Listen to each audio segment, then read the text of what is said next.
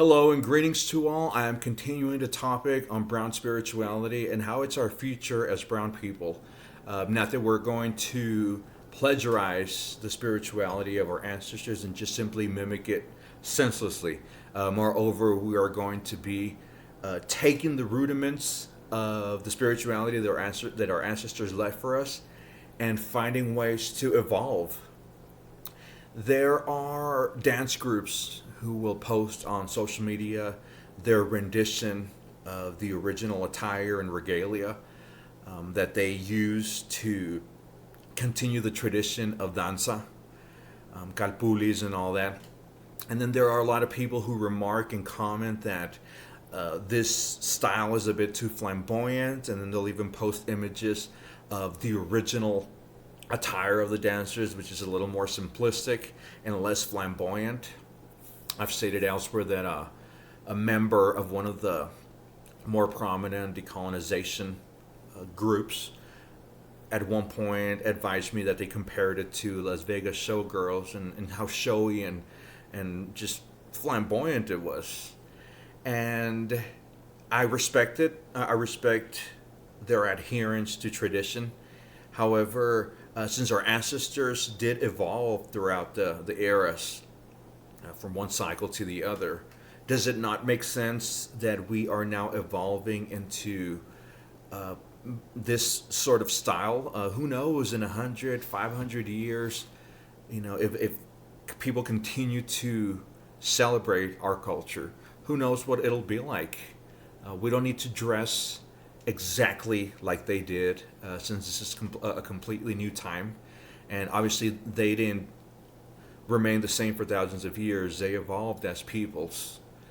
Then you have a lot of, I really wouldn't know what to call them, fan clubs of Mexican culture in like Sweden or other European countries who are reenacting Mexica moments, why they would do that. But then again, we Chicanos and Mexicans are not interested in it, so it only makes sense if somebody else barges in and takes pride in what we clearly don't, apparently.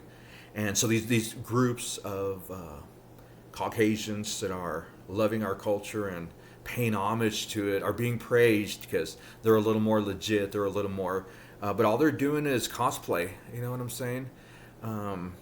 So I guess we got to also separate it. If all we're doing is completely emulating or mimicking the way our ancestors did it, it kind of comes across as cosplay.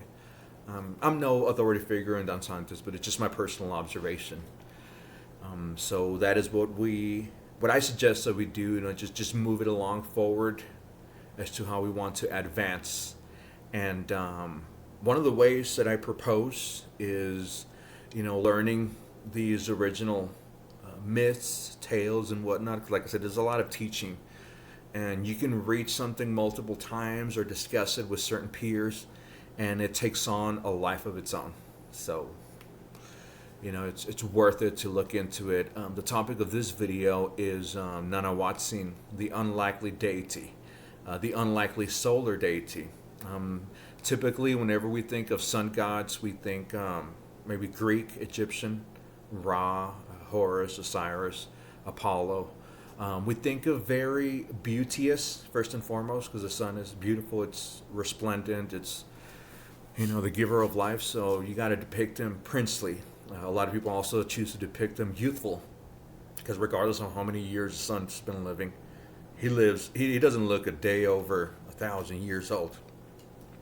Then we have Nanahuatzin in our own Mexica worldview. Let's go into a little details as to the etymology.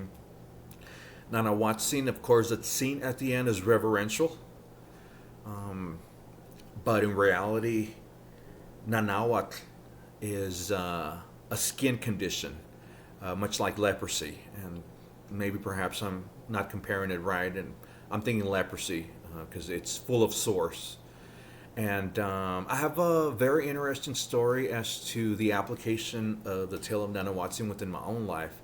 One that is fresh, one that is coherent and relevant in this modern day time. So that is my way of taking something from the past and incorporating so it could remain relevant even in this time of day. As you can see, much of my skin is scarred indeed. If you wonder what the origin of these scars is, during my preteen years all the way to my late 20s, I suffered from really bad acne vulgaris. And I'm not talking about little pimples, blackheads or whatever. I'm talking about cysts. I'm talking about ingrown, like they were under your skin. You would only see a bump, but it felt like hell. And so going into my 20s, and I heard everything from my lack of hygiene, you're not eating right, you're eating too much fatty foods. It was so many things to the point that it just traumatized me. Here I was, trying not to eat peanut butter as much as I love it. No peanuts, no chips, no chocolate. Ooh, that was a big thing. Don't eat any chocolate. I was washing my face religiously, and it was just worsening the situation, because what you're doing is you're drying up your skin, you're irritating it, and the skin responds by producing more oil, and you break out more. I didn't have anybody or anything to look up to as a kid.